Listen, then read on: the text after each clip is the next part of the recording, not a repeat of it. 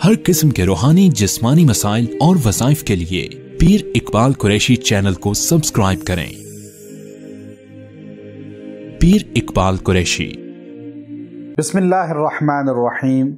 आशूरा का दिन 10 मुहर्रम कहलाता है और इस्लाम के अंदर आशूरा की बड़ी फजीलत है।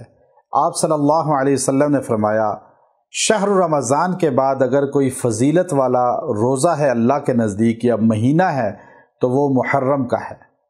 आशूरा के रोज़े की बड़ी फजीलत हदीस के अंदर बयान हुई। तिरमिज़ी शरीफ की हदीस है कि आप सल्लल्लाहु अलैहि वसल्लम इरशाद फरमाते हैं, जो आदमी आशूरा का रोज़ा रखेगा अल्लाह उसके 1 साल के गुनाह जो हो चुके हैं माफ़ कर देगा।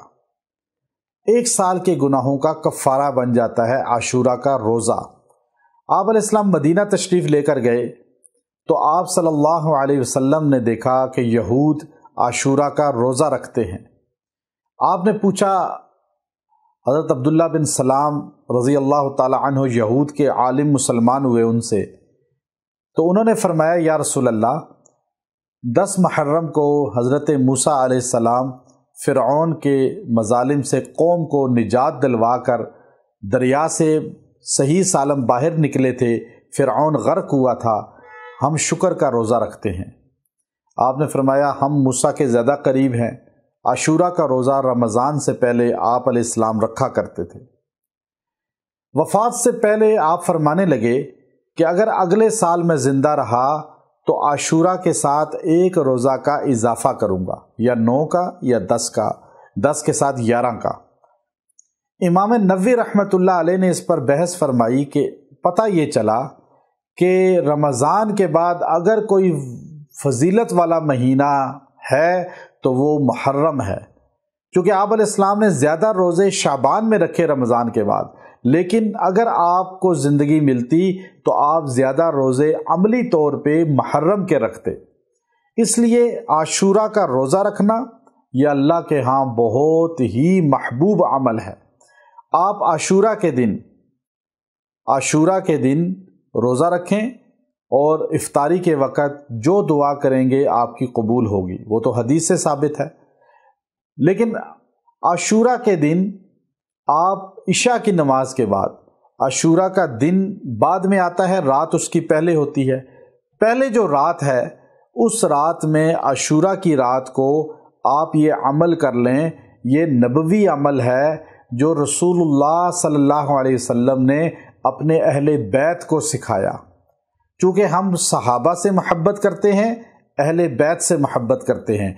अहले बैत की ज़िंदगी हमारे लिए मशअले राह है और हर अहले बैत के फ़र्द के जूते को भी हम अपने ईमान का हिस्सा समझते हैं, हम उनसे इतनी अक़ीदत रखते हैं।